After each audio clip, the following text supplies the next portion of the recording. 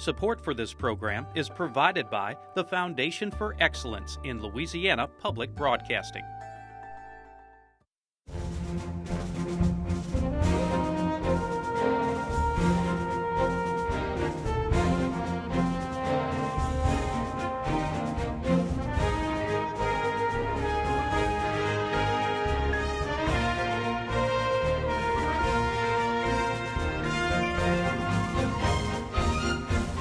Hello and welcome to Louisiana Public Square. I'm Beth Courtney, president of LPB.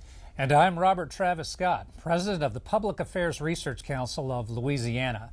At the opening of the legislative session, Governor Jindal said that competition in today's global economy starts with a great education. And while recognizing academic growth over the last decade, Jindal noted that roughly 1/3 of Louisiana public school students are below grade level.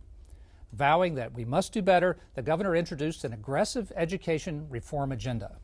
Well, in the course of just 23 days, both the House and Senate debated and approved two key pieces of the governor's plan. Signed into law last week, the legislation creates the nation's largest school voucher program, transforms how teachers earn and retain tenure, and makes it easier to approve charter schools. While proponents say quick action was necessary, opponents worry too many questions remain. Tonight, we plan to provide some answers as we explore what the reforms will mean for parents, students, teachers, and taxpayers.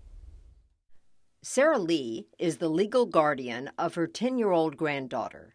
My vision for Kimber is to have a better life than what we have. Kimbra is a student in the Baker Public School System. Her school is one of 3 in the district rated F by the state. The city's other 2 schools receive Ds. Lee looks forward to being able to take advantage of the school choice option in Governor Jindal's recently passed education reform package. I know she's a very smart child, and she's very intelligent, beyond her age level. And I know that she can do better if she had the right teachers in the right place. She would be an A student. The Student Scholarship for Educational Excellence program was created in 2008 by the legislature. It provides low-income parents in Orleans Parish vouchers to move their children from a failing public school into a better public or private one. This session's House Bill 976 expands the program statewide and gives parents earning 250% of the federal poverty level the option to move their child from a C, D, or F-rated public school to a passing one or into a private school. The biggest issue I have is with the fact that there's not any accountability for what happens to a student when he or she goes into a private school. Patrice Pujol is superintendent of the Ascension Parish School System, one of the largest in the state. Pujol has concerns that private and parochial schools aren't required to track student progress like public schools. While the students are supposed to take the same state tests that the public school students take, there's not the same degree of public accountability in terms of a letter grade or even public posting of how the students are doing and comparisons between how they did before and how they're doing in the new school. As the law is written, the state superintendent must develop an accountability system for private schools, but gives no framework for those rules. Pujol also has issues with plans for both state and local dollars to follow scholarship students, possibly outside of the district. Many of our taxes locally are dedicated taxes. So I have 15.08 mills of property tax that are school construction fund mills. I have 6 mills that are technology mills. I have 21 mills that are salary mills, that when the voters voted for that tax, they voted for that purpose. And so for the local dollars to follow and not have that same accountability that we're using the dollars in the way they were voted on seems a little unfair. Proponents of the voucher expansion estimate that 380,000 students will be eligible, but since private schools have the option of participating in the program, capacity may be a problem. Currently, the Louisiana Conference of Bishops has guaranteed only 2,000 slots statewide in Catholic schools for scholarship students. We give an entrance exam, and the scores from that exam we use as a predictor of how that student will do at this school. Dr. Tom Middleton is headmaster of River Oaks, a private school in Monroe. While the final decision will be up to a school's board of directors, Middleton doubts River Oaks will accept any voucher students, since schools won't be allowed to screen for academic eligibility. My concern would be if we had students that came in on a scholarship program and they did not have to meet the entrance requirements, that we're setting those kids up for failure. In Winsboro, Franklin Academy principal Phil Jackson says the program's income eligibility may preclude him from welcoming participants. We don't offer free or reduced lunch at our school. While the state hasn't set the amount yet for each scholarship, Jackson also has questions about what it will cover.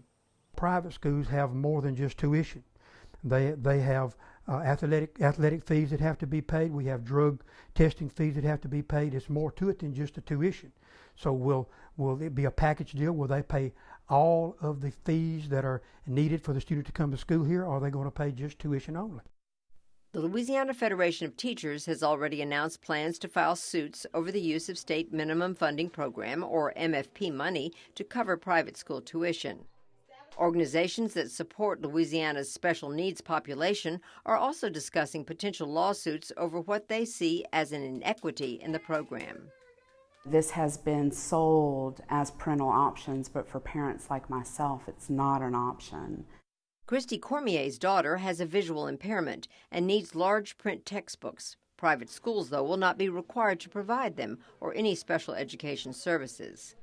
The courts may also have to resolve questions about whether transferring students between schools violates desegregation rulings, as well as answer objections from opponents to public dollars going to religious schools. This has just been hastily put together and implemented. What's the rush? Calcasieu Parish teacher Derlin Onselay was one of the 1,000 teachers who protested at the Capitol against House Bill 974. Teachers' groups say its plan to tie personnel decisions to new value-added evaluations will all but eliminate teacher tenure.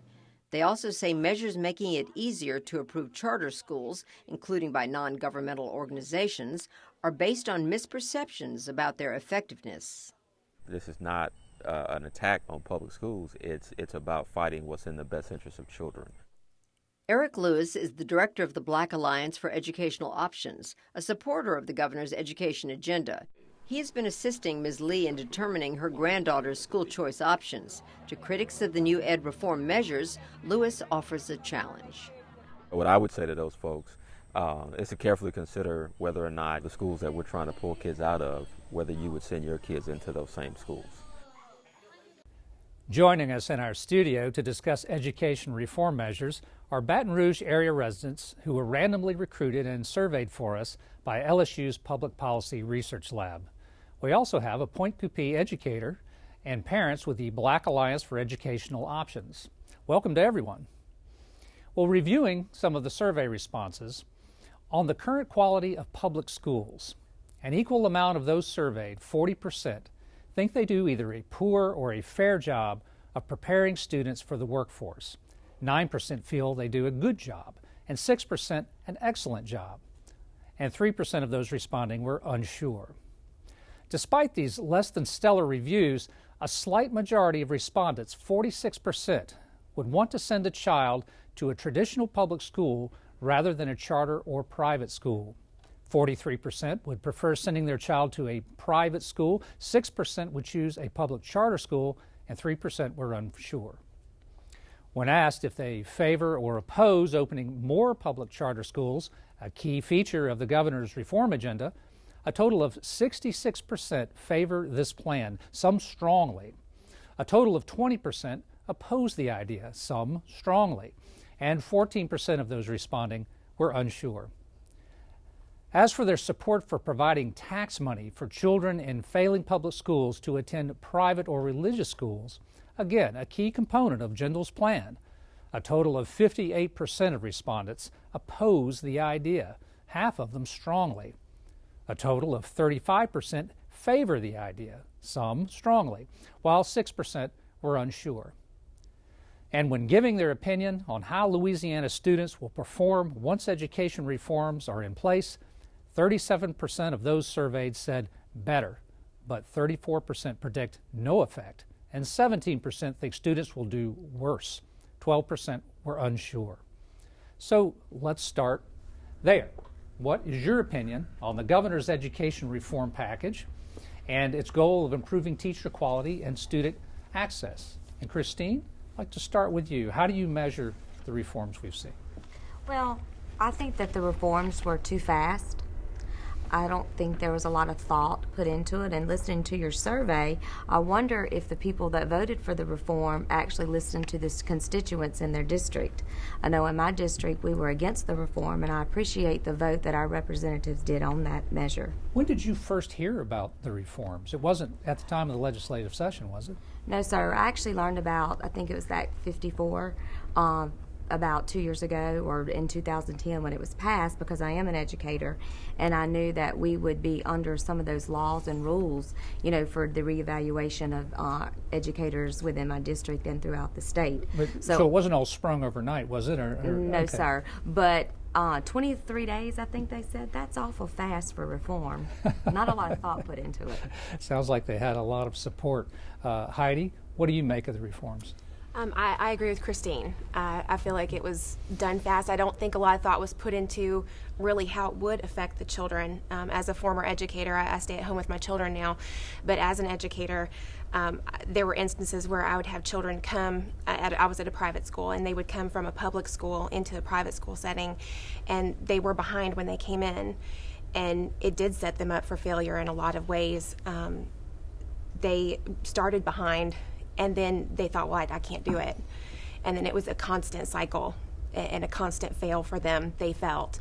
I agree that there is obviously a problem with our education system, but I feel like maybe we've had kind of a knee-jerk response. Well, does everyone agree with that? Margarita, what did you think of the reforms, and do you agree with them that these were too fast? I agree with the bill with Governor Jindal has, because it'll give my grandchildren a chance to get a better education than I did and when my kids did. And you're with the Black Alliance for Educational Options, and you favored especially the voucher part? Oh, yes. Is that right? Yes. Okay. Were there other parts of the plan you liked as well? At the moment, just the voucher. Kim, you're wanting to jump in here. So. Yeah, well, I agree with Heidi. As a former educator myself, I understand that you don't want to set kids up for failure. And that's one of the things that jumps out at you at the bill, because you can't, a private school that wants to allow the children in can't have the requirements that they have scholastically. You can't have a scholastic entrance exam. You don't want to set them up for failure. But clearly there's something wrong, something needs to be done. I'm tired of being the bottom of the list or right at the bottom of the list, and something big needs to be done, something big was done.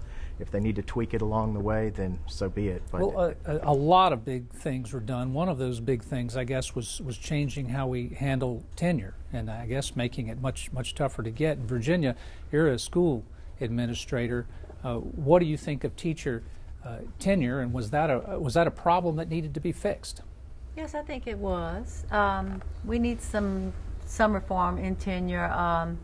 Maybe gone a little too drastic in the other direction, but you always have to be careful about tenure, because if it's decided by people that have personality conflicts, sometimes teachers can be unnecessarily removed. So you have to be very, very careful. You're fooling with someone's life. Erwin, you're giving me the eye. Do you agree? I disagree. Yeah, okay. I don't think they went far enough with tenure. In the private sector and just about any other sector in society, you don't reach a point. I mean, after, 5 years now, I think, or something, after you receive a certain grade or rating on your appraisal, we're not protected by tenure in the private industry.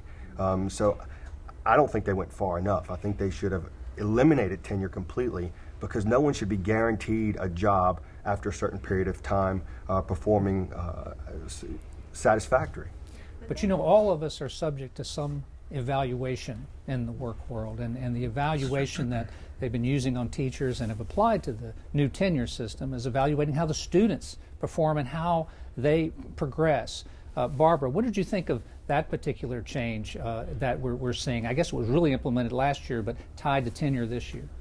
I guess the performance of the teachers on the behalf of the students, and I really want my kids, if a teacher is in the classroom teaching my kids, I would want that teacher to make sure my child get the best, the quality, high quality education. If she don't understand, explain it. I mean, as a parent, I go to work and I'm observed, and if I don't perform, I lose my job.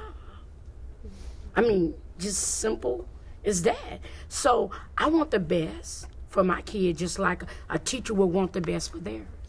Sean. I think one of the things that a lot of people are forgetting is that teaching children is very different than any other job out there. I read something recently, and it was talking about a teacher up in New York, and he had gone through several different evaluations, and he had gotten good evaluations and poor evaluations, and practically back to back, and it was really dealing with the personality of the person evaluating him.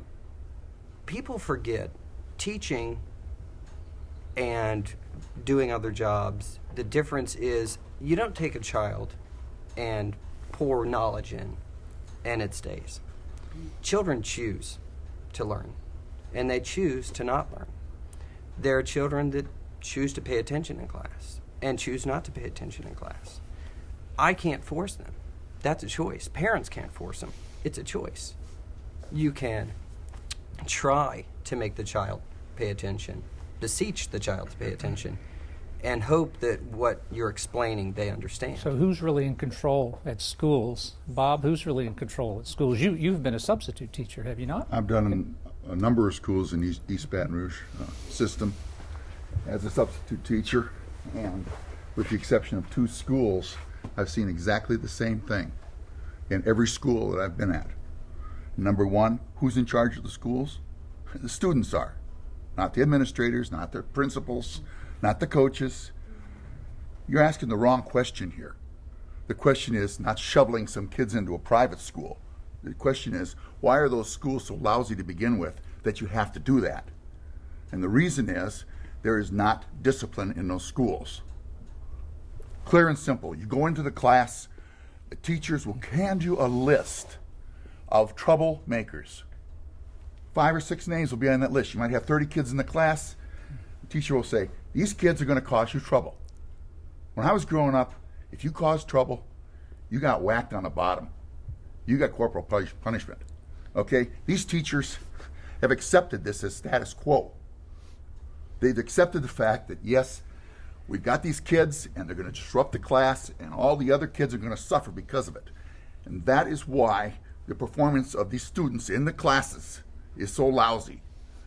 I've had kids conditions in the school are very tough, and I think almost all the parents and teachers you talk to see that there are tough conditions in the schools. That's a very good point, Bob and Winnie. What do you think of these this situation, these reforms? I was just thinking of what he was saying, that situations used to be much more controlled. A child sat down, they did not move, they did not speak unless they had permission. You had respect for your teacher and for what he was teaching. I come from a family of school teachers in just about every direction you can imagine. And I was one of 5 children, and we had 5 young relatives who had come to live with us because of death. This was during the Depression years. I was born in the early part of the Depression. And my parents sat down every night, and they did with 10 children a checkup. What did you learn today? Let me see how you're doing this particular type of problem in math. Draw the map for me you need. Parent follow-up is so, every night so in the important, world, right? Every night except hard for to Sundays. legislate parent follow-up, but unfortunately that's all the time we have for this portion of the program. But we're coming back with the panel. When we return, we'll be joined by these experts to provide answers to educational reform questions. We'll be back.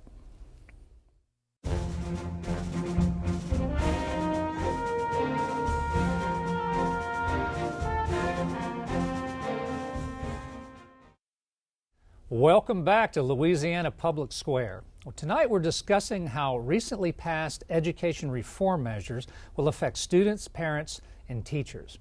Joining us now is our panel of experts. Penny Dastugue is serving her third term on the Board of Elementary and Secondary Education, her second as president. As a member of BESE, Dastugue will be responsible for developing an accountability process for the recent reforms. Dr. Robert Weber has been superintendent of schools for Ouachita Parish since 2001. A former teacher and coach, Dr. Weber, like superintendents across the state, will see their powers broadened for hiring and firing school personnel. Barry Erwin is the president of the Council for a Better Louisiana, a nonprofit statewide organization focused on improving Louisiana citizens' quality of life. Erwin's group has hailed passage of the governor's reform package as a new day for public education in Louisiana. Debra Vaughan leads research at the Cowen Institute for Public Education Initiatives, an offshoot of Tulane University. The Cowen Institute provides information on K-12 public school best practices. Their recent analysis of Louisiana's public school system can be found on the Public Square website. Well, before we go back to our audience with questions, I'd like to ask each of the members on the panel to rate the education reform package that has just been passed. Your capsule summary rating, starting with you, Ms. Dastugue. Okay, well, since BESE seems to be very fond of letter grades, last spring we moved from a star system to a letter grades. I think I'll use a letter grade for comparison. And I'll give this education reform package an A. In terms of what's best for what's good for children and families, this is an A kind of package, and would be happy to talk to everyone about it. Mr. Weber. Well, I guess I would say, we all are for reform and improving education. We certainly know that there are areas where we need to improve, and right now I'm kind of on the fence, and it's kind of one of those situations you're going to wait and see. So I'd rather not give a letter grade, Penny, at this point. But I mean, we all have to buy in and get moving and do the best we can with it, certainly.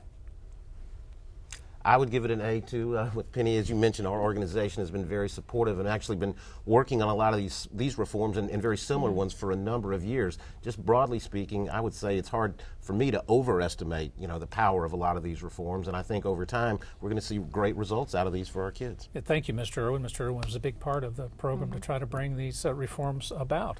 And Ms. Vaughan. I think I would give it an A for bringing education to the forefront. I think that's really important. I think that the proof is in the pudding, and I want to see what happens when it's implemented. So I'm also going to hold off on the final grade and wait till we have the final. How about that? Well, I guess that these evaluations would get the teacher tenure with all these good grades. Mr. William, would you jump in? You had a question about charter schools that you wanted to ask the panel. Yes, I did.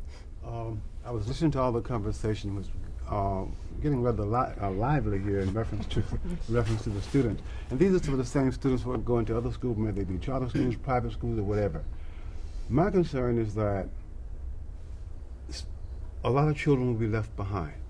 And my question is about this is that in charter schools, I'm trying to find the difference, how they are believed to be so successful as opposed to the public school. So my questions is about the contract. Is there a parent-tenant contract between in charter schools as opposed to the public schools? You're really trying to get at the core of charter schools and whether the reform package is going to make it a better pact with the parents. Who wants to take a shot at that? Penny? Yeah, I'll go ahead. A charter school is a public school. They're probably the two main difference, really the one main difference between a charter school and a traditional public school is that the funds is site-based autonomy and management, and that 98 cents on every dollar goes directly to the school. And the decisions about what's important and what the priorities are in the school, hiring decisions, all the very things that we're trying to give superintendents and principals in this education package are the very same things that charter schools have. And frankly, the superintendents and some of the traditional educators asked for, they said, you know, what we can do as well as these charter schools are doing if we had the same freedom. So these bills give that freedom. Now, Ms. Vaughan, with the Cowen Institute, has the Institute done some work on charter schools, and what does it say? So we have, in New Orleans, almost 80% of students go to charter schools. And we surveyed parents in October and November last year, and they felt like having the choice to choose over a direct run school or a charter school was really important to them. About 90% of parents strongly agreed that choice is important. And we find that charter schools are, like Penny said, they have the autonomy to make decisions. And when a school is able to make decisions close to the students and not have a central office sometimes to make those decisions for them, they are able to serve students better. And we found also that some of the schools, many of the schools that were chartered in New Orleans were failing schools. And they are improving, some of them at faster rates than the traditional schools. Now, Barry, is it true that not all charter schools have to hire certified teachers, and if the reforms make some changes on that front? And is that a good idea? I don't think the reforms made changes on that front, and Penny can correct me, but I don't know. They don't have to hire certified teachers. They can hire the type of teachers that they want to serve in that classroom. The principal really is the employer in that school, unlike what we typically have in a traditional public school. He or she can make decisions on personnel that he or she thinks are the right ones for that school. So if you don't have a certified math teacher, but you've got somebody that's got great experience in math or some other skill like that they bring to it, they can make those decisions. But they can also get rid of them easily if they turn out not to be the type of teacher that they're looking for. You know, earlier we talked a lot about classroom environment, and we have a question that was already posted on the Public Square website by Melissa, and she asked, as a teacher, the solution should start with lowering my class size to 12 so I can do more with each child individually. I currently have 28. It's difficult to get individual questions. That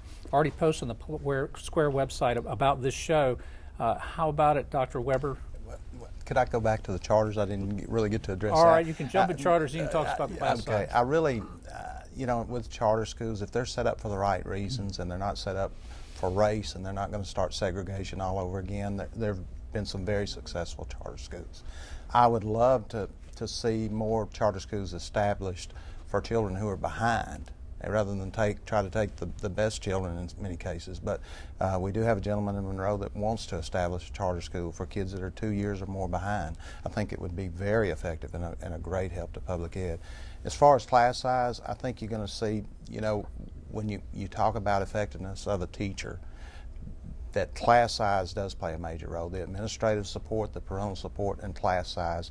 If you want to sub in a class, and I know Bob subs, if you want to sub in a class of 30 for a week and see how effective you are with 4 special needs children in there, and then you serve in a class with 20, with 2, it makes a huge difference. So class size makes a tremendous difference in teacher effectiveness. Ms. Dastugue, can the charter schools be more selective in who they bring in?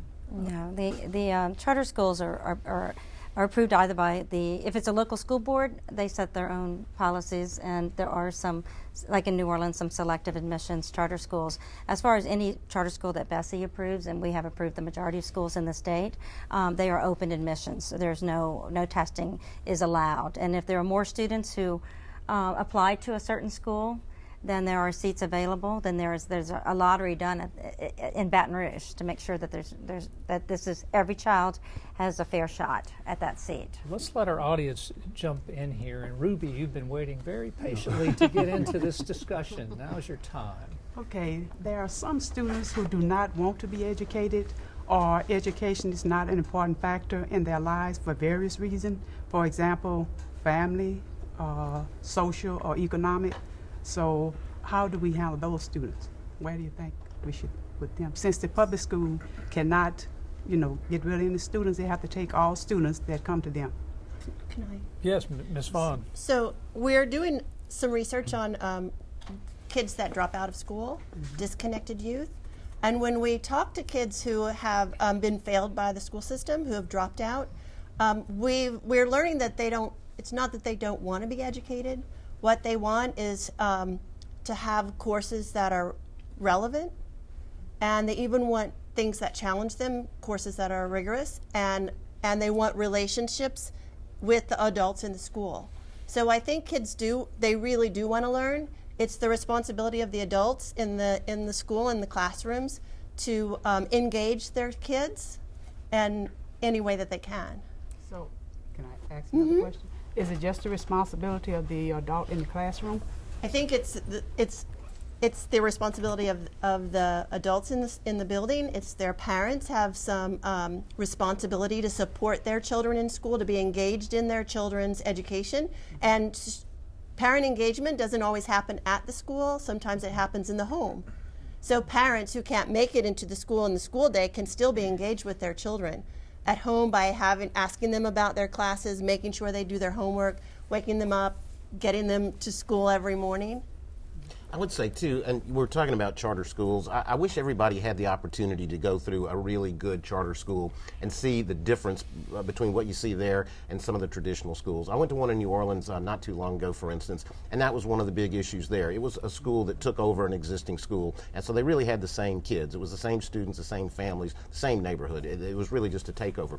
When they started, they had about 30% of parents that participated in public, the PTA type meetings, the parent-teacher types of deals coming to the school. Right now they have 95%, something like that. There's something they're doing in those schools that engages those parents. When a kid doesn't show up for school, they go knock on the door, they call first to see what's wrong if the child is sick, or they go pick them up.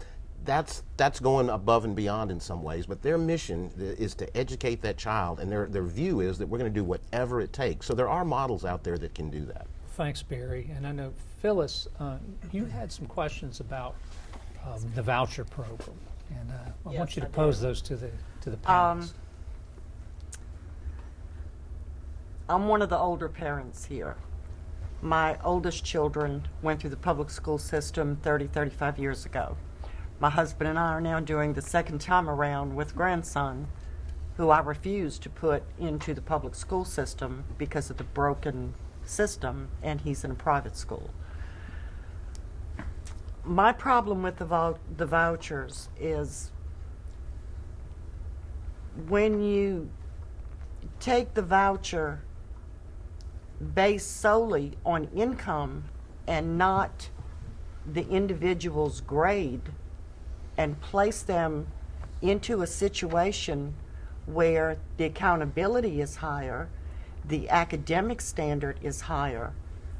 If this is a failing student in a failing school, they're already starting off disadvantaged. How in the world can that help that child? Then if it doesn't and it washes out, what happens to the child? Do they go back into the failing school? I was going to let Ms. Dastugue answer that question. If you look at the history and the success of the scholarship program in New Orleans, they have a very high retention rate, a very high parent satisfaction rate. Schools basically who open up seats for children, and remember, this is a lifeline to children who are trapped and have been trapped in failing schools. So I think leaving them in failing schools because they may not be successful in better schools is probably the worst thing that we could do. Is that and so you're trying, and parents who have resources make choices all the time. What you're trying to do is create some choices for those families who don't have the resources to pull out their checkbook and send their child to a private school. Should it be universal? Maybe one day that will be a decision that everybody is on the same playing field and every parent gets to make full choice about where their child goes. But these schools take it as their mission to take that child, and most of those children are 2 and 3 grade levels behind when they come in, and those schools take it as their mission, and they provide the resources that these children need.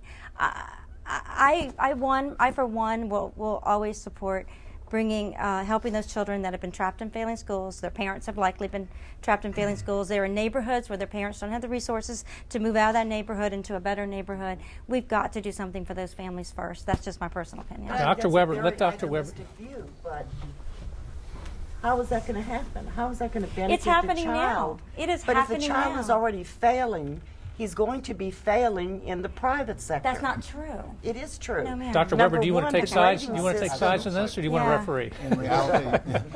In reality, what actually happens, we get children all the time from private schools who are dismissed because of behavior or low academic achievement. With public schools, we have to take every child that comes through the door, regardless of their handicap. So when you ask what happens if they're not making it there and they put them out, we take them back. Okay. Every student deserves to go to an excellent school. And it's important to have choice. But I think it's also important that we improve our public education system.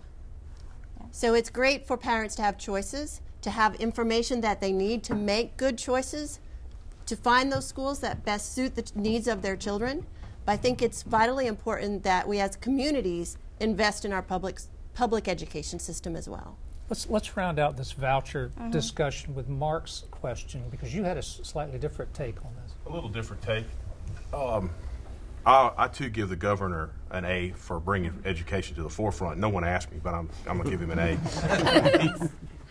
You know, I think that the voucher program, we've all acknowledged that private schools have a level of excellence. We've all acknowledged that charter schools have a level of excellence. Is this voucher system going to increase that chasm between the public schools, charter private schools, acknowledging that there's now a gap, that those students that are left in the traditional public schools are somewhat left behind than those in the charter and private school vouchers? That's been going on for decades. Well, if that's, I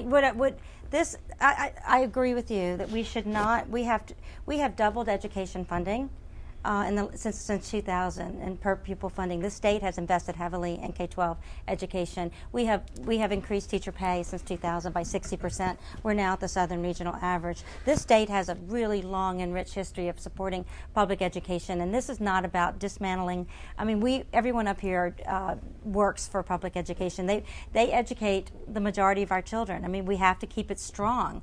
But what we're saying is, while we work to solve the problems, I mean, East Baton Rouge is a perfect example of a system that it's unfair to leave children in there until let's let Dr. Weber Dr. Weber take us into that real world where you are, and how is this impacting there with evaluations and tenure? Is this going to run teachers off? On the other, one more thing real quick. The real world is that in my experience from private schools in our area do not want these children, and they've come out and said that. So, you know, we don't know what will happen. Right now we know there's 2,000 spaces and many more children to take up those spaces, but I think that's in many cases that's what private schools were established for. I would like to add on one more thing. Mr. Erwin acknowledged that charter schools are doing some wonderful things within the confines of their doors, and that their programs are working, that their programs are getting the kids in the right direction. Can we identify those things that are excellent? Why can't we implement that in our public school systems? I think absolutely you can, and in fact that's one of the things that's happened in New Orleans. You've got some very high quality charter school operators that have models that have been proven and established. They're national. They're not just here. They're all over the country. One of the things that was able to happen in New Orleans after Katrina was that a large influx of those operators were able to come in. The key now, the challenge for us as a state now, is to try and replicate that, I think, and try and move it on into other areas of the state. We're talking about it right now in East Baton Rouge, some in Caddo Parish, and some other areas as well. So yeah, there are definitely lessons to be learned. They're effective things. And really and truly, I think you're talking about tenure and some of the added management capabilities that our school superintendents and others are going to have. I think that's going to open the door for more of that flexibility that we see in some of those charter schools. Well, Ms. Dastugue, you know, now the laws have been passed, and now we need to move to the phase where we're establishing how those laws will be implemented, the rules, and so on. This is a very important phase. These are the details. These are the devils in the details. There are so many BESE shalls in those bills. Explain what needs to happen from here and the Department of Education's role and your role at BESE. Well, I mean, we're the policy board for the state, and we work in partnership with the Department of Education and the state superintendent.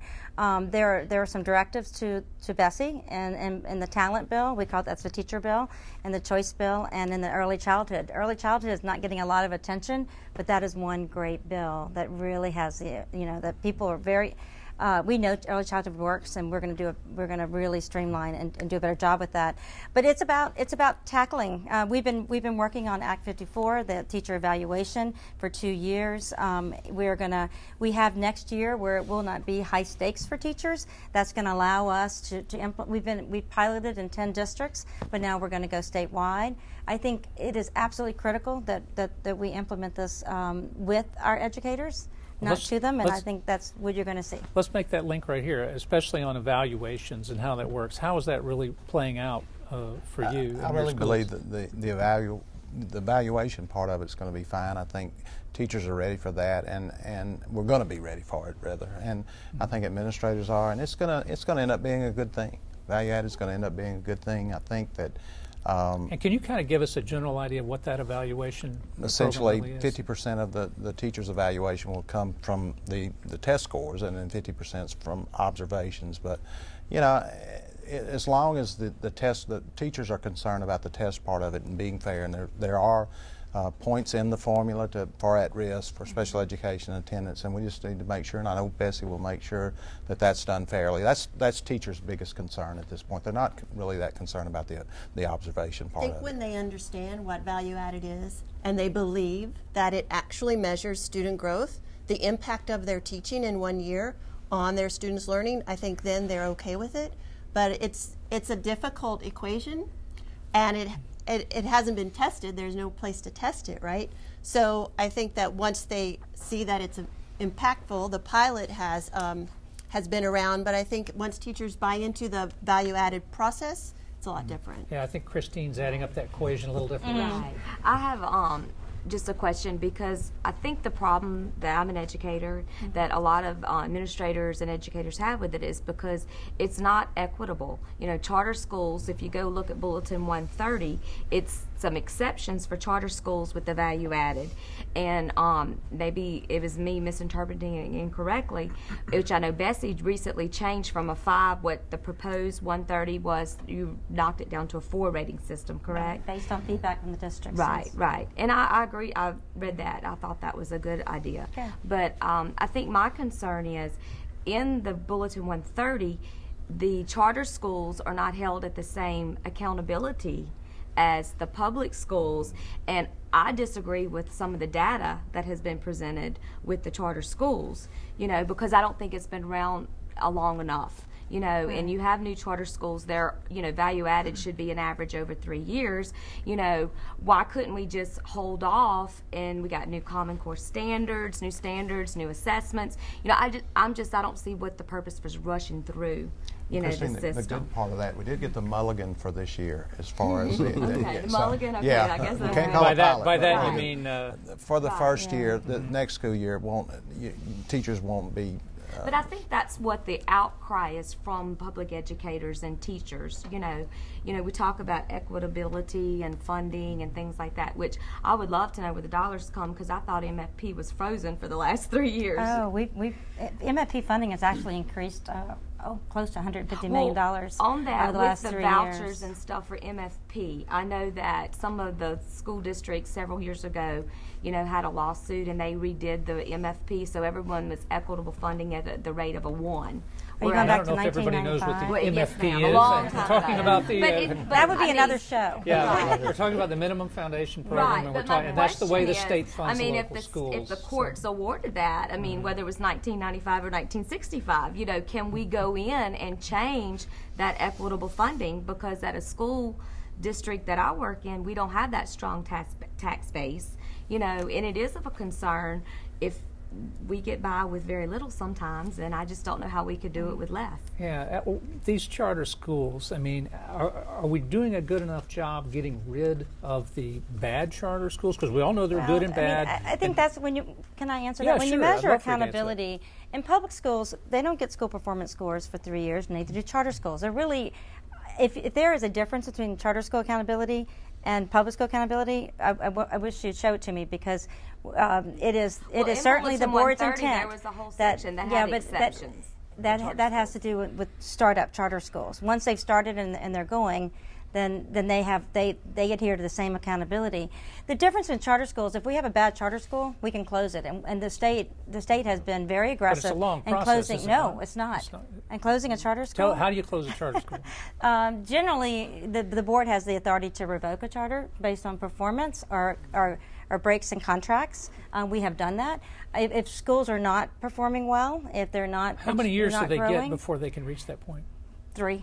Okay, so it No, takes. there's a 5-year renewal, but at 3 Okay. years we give them an evaluation. If they're not looking good, they sort of have a Okay, so heads 3 to up. 5 years. I It's mean, 3 to 5 so, years. okay, yeah. so But these other schools have been going forever. Keep that in mind. Yeah, So I mean, it's and most of our 5 years is a F schools have been short F schools time to for turn- a decade. Well, Yeah. I appreciated Yeah. what Mark said a while ago, and he said excellent charter schools, excellent private school, but there are some excellent public schools. Absolutely, there are. But the thing is, one thing I think we're measuring the performance of schools based on the percentage of students that pass basic. We're not looking at the growth of students. So there's nothing in the accountability system, or there's very little right now that encourages a charter school to take over a failing school with students that were well below grade level and move them up. Unless they get them up to grade level in a year really quickly, they're not recognized for the gains that they make with students below grade level. And I think it's important that when we think about accountability, that we not only look at absolute performance, but we look at student growth as well. Barbara, you also are with the Black Alliance for Educational Options. So I know you're just dying to jump in. Yeah, because I'm looking at, we have public school, we have charter, and we have private schools. And I know we're discussing about if a charter school is not performing, there's a process to close it down. I'll look at public school. Let's look at public school. We have a lot of public schools that are failing, and then we have a lot of public schools that are very successful. Okay, and we're talking about, let's check out charter school, see what those are failing, those are successful. Okay, public system need to do the same thing. If they have one high school, one middle school, one elementary school, is really performing, and their students' growth is showing every year, I think the public system should model that. So they have good things and they have bad things, but if we start reflecting on the good things and then start making duplicates of that, then all kids have the opportunity to have quality education. Okay, we got charter school, we got private school. That's just saying to me as a parent, more options on the table. More options on the table. That means and public school have to say, okay, we got some competition out there. It's not just private school, it's charter. We need to look at this and check, become partners. And for the successful of our children. That's the main goal, that we want every kid to have a high quality education. How do we do that? Public schools, charter schools, private schools, let's come together, find out a solution. We all have ideas, but I need some solution because our kids are failing. And there's so many ways to come at this. And there were so many reforms in these packages that came. And, Barry, we had tenure, the vouchers, expansion on charters. What would you say is the single most impactful change that was made out of all of those? I think the tenure reform is a huge part of it. I mean, all the evidence shows that, the way that you improve student performance it starts in the classroom. And if you can get a quality teacher or just make sure you don't have an ineffective teacher that's actually hurting kids in a classroom, that is a big start. But let me make this one quick point, too. We're talking about a package, just like you said, that really bundles a whole lot of things. Charter schools are not the only answer. Vouchers are not the only answer. These are all tools in the toolbox. And what we're trying to do is put together an array of tools. Some of them won't work. In some regions of the state, like Northeast Louisiana, there isn't the infrastructure for some of these things. But in other areas, there are. We need to use the tools that we are trying to supply our public schools as well as our parents in this whole array of tools in the toolbox. And I think together, that's where you see the change that will happen. And Dr. Weber, which of these tools is the most dangerous and the one you're most worried about?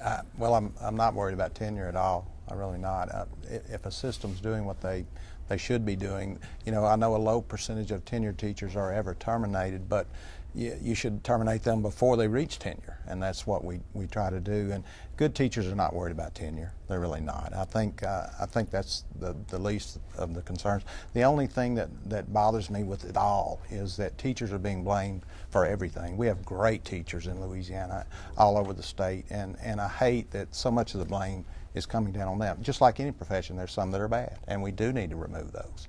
And we all believe that education's important, and it's something, and the most important thing we can do for our children. But you know, my experience is teachers do a wonderful job, 90%. What's the biggest piece of information, Ms. Vaughan, that we're missing in understanding where all this should go? I mean, if you're looking at what you'd really like to know that you don't know, what would that be? Gosh, I don't know where to start. I just lined up a whole bunch of funding for you for the next century. That's right. Yeah. People think that research you find answers, but we really find more questions. I think that it is to identify what is a quality school. Quality schools are schools that are more than just test scores. So identifying what does a quality school look like? How do parents have information to make good choices about which schools best fit the needs of their students? And then how do we identify things that work and share those and improve schools across the state so that every single student is able to go to an excellent school? Absolutely. Sean, you have, coming at it from the perspective of the education field, what do you most want to know from this panel that you can take back with you? I've heard a lot tonight. So I'm an educator. I teach 5th grade, and I'm also a grad school student. I'm going through LSU's school counseling program right now. And I guess my biggest thing is there seems to be so much emphasis on the teacher. And I think there needs to be a lot of emphasis on the teacher. But we need to have a lot of emphasis on the student. The student, and I said this earlier, the student makes a choice when they enter the classroom. If they've had a bad day, they're not going to learn. It doesn't matter what the teacher does. The teacher can be the best teacher in the world, but the student chooses to learn. The teacher chooses to teach. And my question, not my question, it sounds like a frustration more than a question and coming to grips with it. It's frustrating because there's so much information. I consider myself an educated person. I consider myself well-read. But there is so much information being thrown at you that I just think we're missing stuff. I just think there are things that are being missed, and there are kids that are being missed.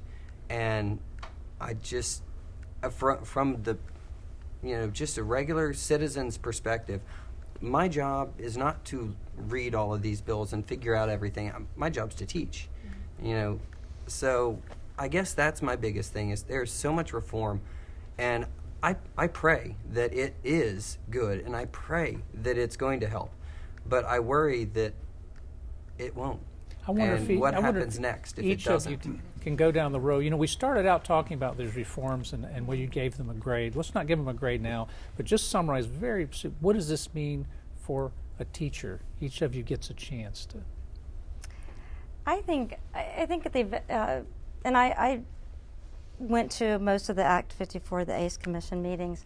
This is really, this value added is not, this is tenure science. We've been doing this in the College of Education for the past 10 years. This is very good science.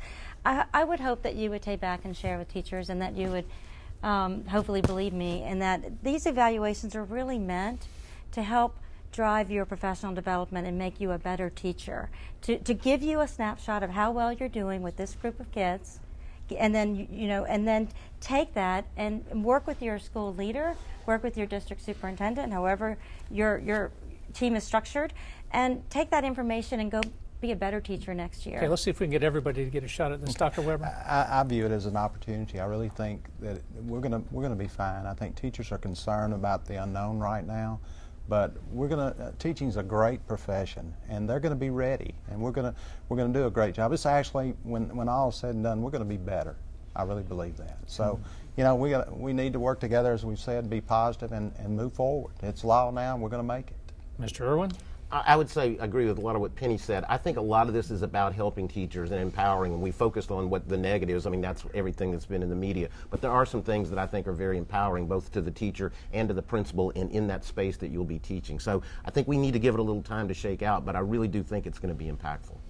And Ms. Vaughan? I think the same thing. Value added is really a tool to help teachers improve their trade, and I think it's up to us, the community, to give them the ability, the power, and help them build the capacity to use that. All right. Well, I'll give you all a very good grade for your performance tonight. I think at least an A all the way down the line. Appreciate it, and for our audience as well.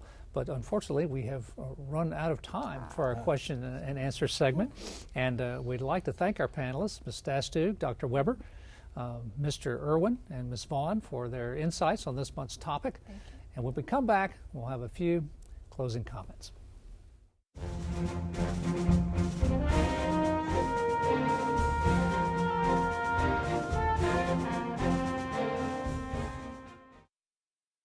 Well, Robert, lots of interesting Q&A tonight, and before the next school year comes around, it'll be very interesting to see what occurs, right? Well, a whole package of goodies that are launched at us right now, and now we get to see how all these things will actually get implemented, so we can start assigning grades to the reforms here pretty soon. Well, I've been a teacher in the past, and signing grades was not one of my favorite things to do. Oh. It's hard to give those bad grades to people, and I hope everyone does get an A. Well, that's all the time we have for this edition of Louisiana Public Square. We encourage you to visit our website at lpb.org/public square.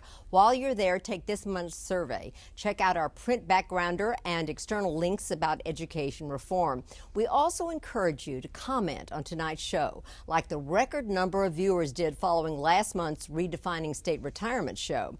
Mariano writes, I decided to work for the state at a greatly reduced salary, in part because of the retirement benefits offered. Significant changes could trigger large-scale walkouts. And Renee asks, will all of our state legislators also be included in changes made to the state retirement system? If not, I don't think they should make changes to a system that will not affect them. And Cindy writes, congrats on a great program. As usual, Louisiana Public Square did a great job airing opinions and having an open discussion about a very critical decision. Well, thanks to everyone for giving us your feedback as debate continues on the retirement reform measures. Follow it nightly on LPB's Capitol Beat at 6:57 and 9:57 p.m. Well, more than half the population of the state is female, and yet only 11% of Louisiana's legislators are women. Why so few? And what gets left out of the deliberative process when nearly all lawmakers are men? Well, join Louisiana Public Square next month as it examines Louisiana's legislature. Where are the women? Well, thanks for watching, and good night. Well, I don't know whether you'll be moderating that one or not, Robert. We might let you. I can't. So that's the one I want to moderate. Yeah, I'm Absolutely. sure you do. Good night, everyone. Thank Good you for night. joining us.